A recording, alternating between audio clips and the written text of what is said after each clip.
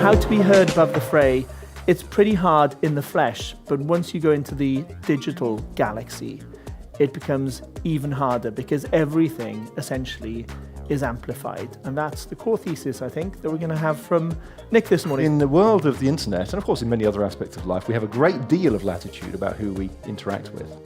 But that really creates problems, because if you can choose who you talk to, and you tend to trust and take at face value what they tell you, then you have the real possibility of a horrible feedback loop in which you only talk to people who think like you, and you believe everything they say. The problem is that the echo chambers usually pick up on a statistic but aren't interested in engaging in others.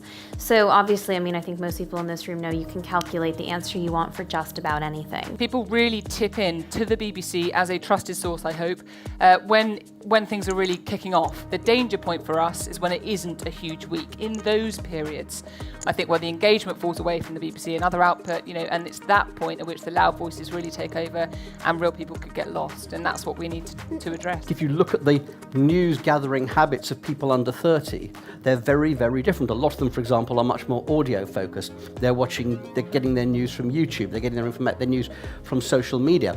And I think the media companies, which are committed to trying to tell the truth, have yet to adapt and create news in the way that people who are coming up in the future generations and the arriving generations are used to receiving it. And this goes to the point about slogans and images, that we have got to get better at crafting the stories we're telling in a way that cuts through to the people who are arriving in the news consuming generation.